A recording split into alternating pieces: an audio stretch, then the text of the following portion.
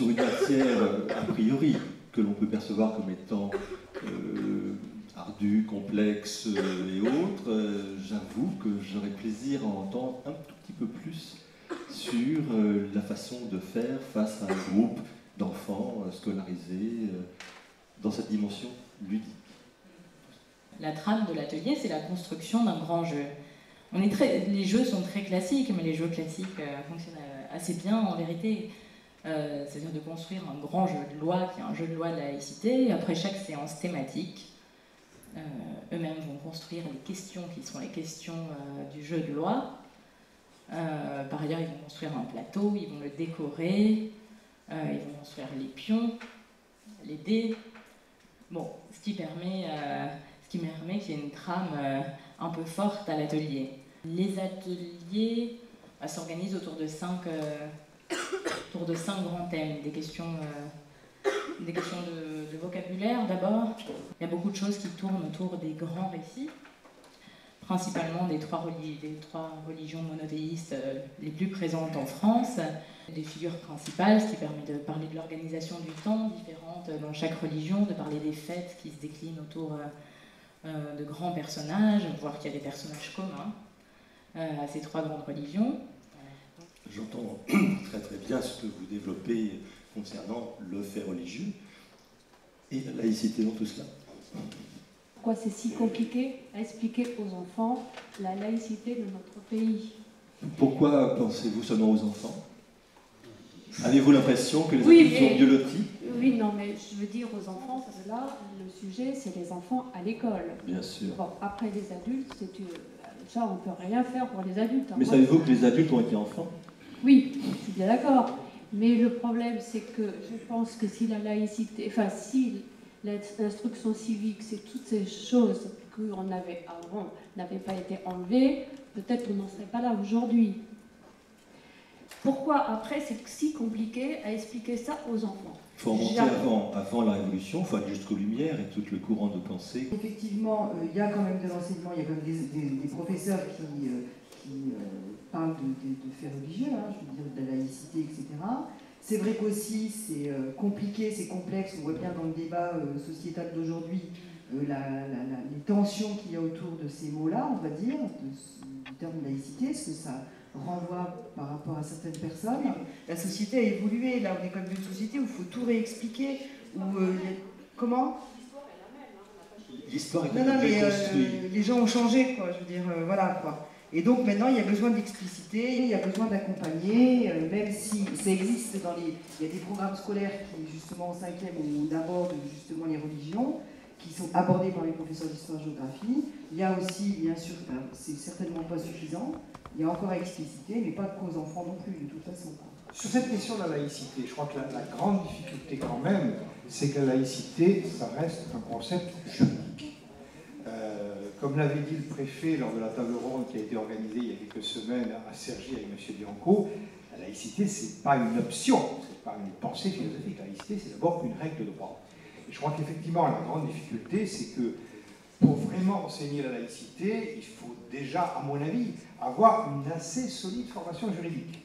Et donc déjà, je pense que beaucoup d'enseignants, c'est comme ça, n'ont pas cette formation forcément et ont un petit peu de mal eux-mêmes à la comprendre et à l'enseigner.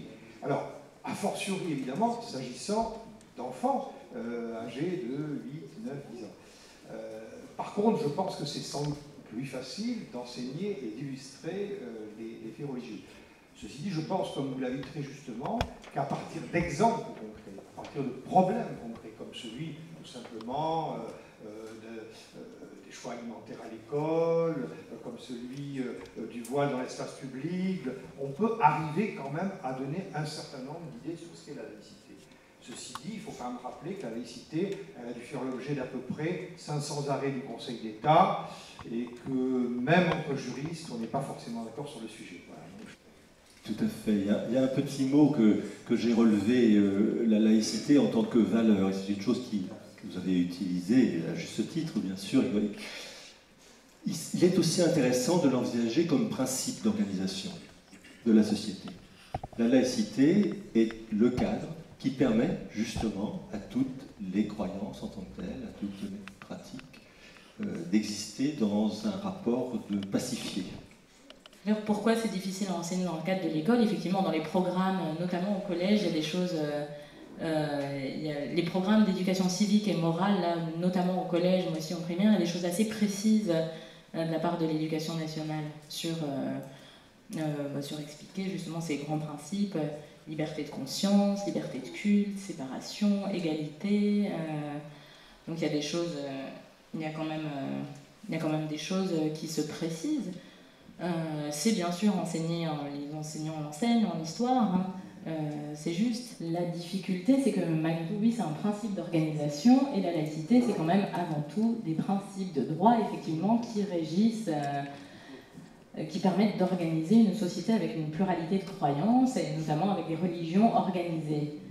Alors, ça oblige à parler tout de même de religion, pour comprendre qu'est-ce qu'il y a à organiser. Si on ne sait pas qu'est-ce qu'il s'agit d'organiser, on ne peut pas tout à fait parler de laïcité. Il me semble effectivement qu'articuler l'enseignement de la laïcité avec un enseignement des faits religieux est important, sinon on ne sait pas très bien de quoi on parle. On peut faire la litanie de ces liberté, égalité, fraternité, et c'est un principe républicain, mais il faut quand même savoir à un moment de quoi il s'agit.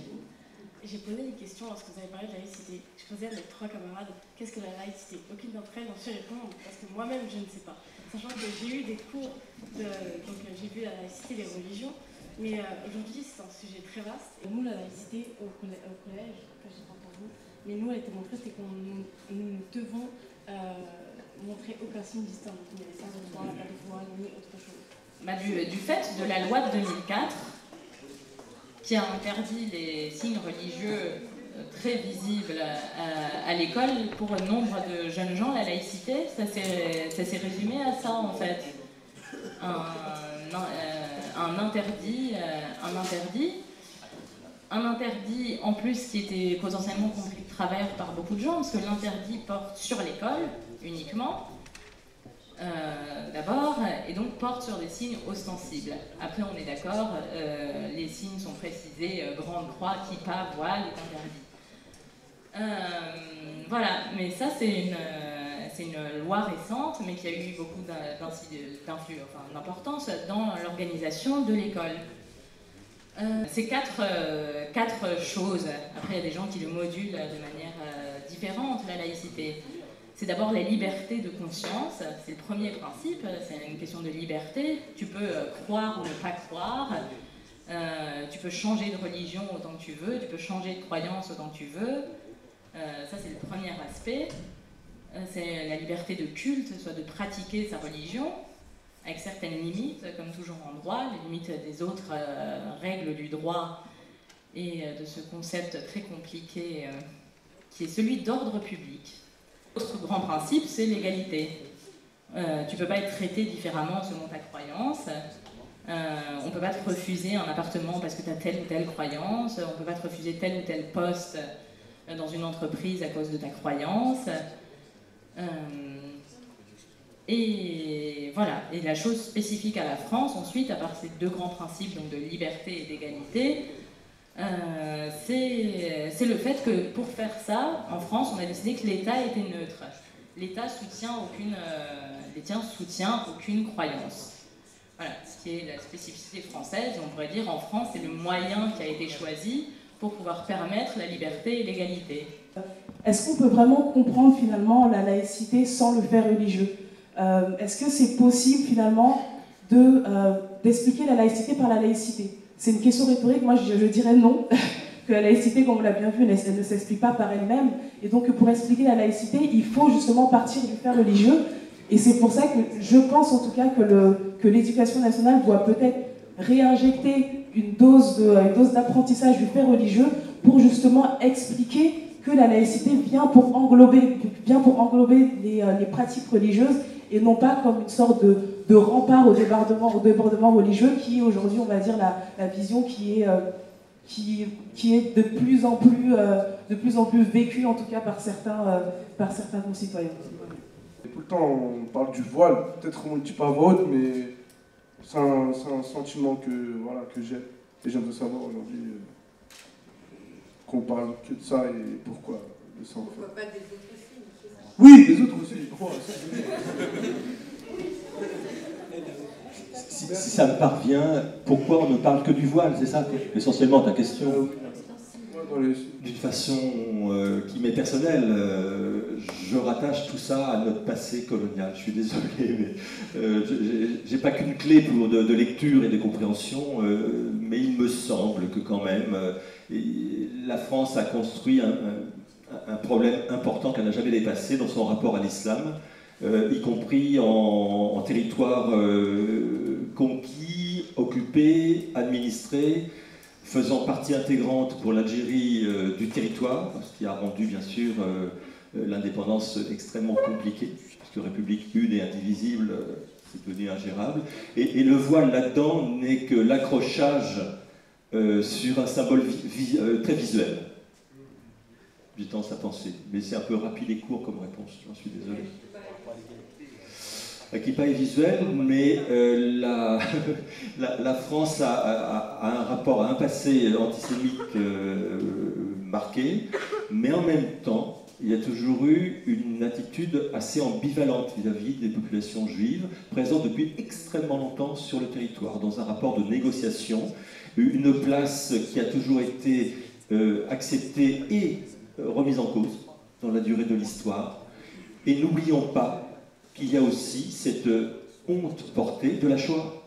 Est-ce qu'il ne faudrait pas renforcer aujourd'hui le discours par rapport à la République, par rapport à la démocratie, plutôt que toujours vouloir faire l'explication systématique de l'aspect laïque et de l'aspect religieux? Vous séparez République et laïcité?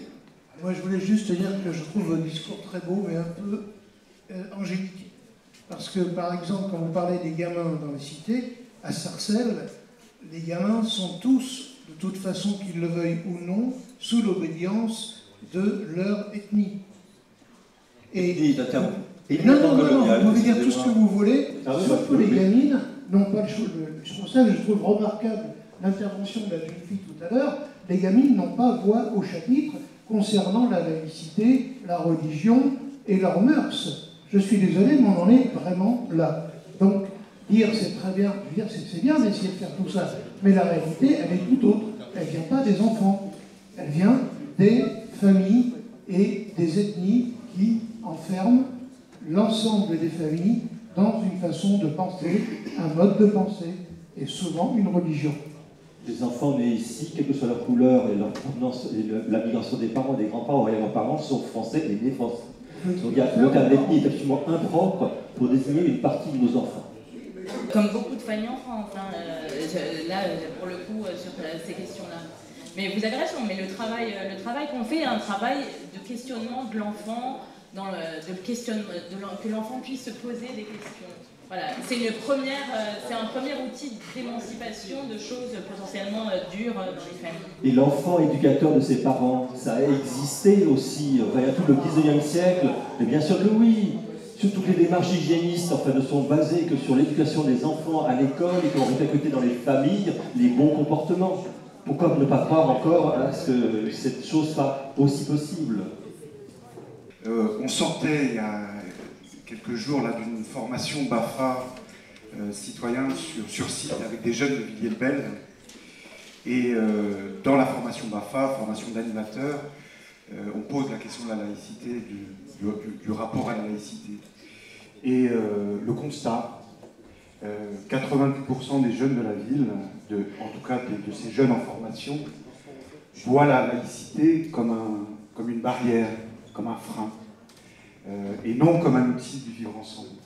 Et donc la question de comment faire en sorte que cette laïcité elle soit expliquée de façon pédagogique est, à mon avis, un des grands enjeux. Alors, la petite réponse à ce que tu disais tout à l'heure, Dominique, c'est-à-dire on voudrait que ce soit des esprits fermés d'adultes qui expliquent à des esprits ouverts d'enfants la façon de vivre ensemble. Et je partage le fait que c'est en travaillant avec les enfants, bien évidemment, qu'on peut faire progresser un certain nombre d'idées. Et en même temps, si on ne travaille pas comme ce soir, aussi à l'échange, à de l'échange entre les adultes et entre les jeunes qui sont présents ce soir, on ne fera pas évoluer les choses. Voilà, je remercie. tout à fait d'accord avec toi, et y compris pour Jean-Luc, de s'engueuler. Il vaut mieux s'engueuler que pas se parler.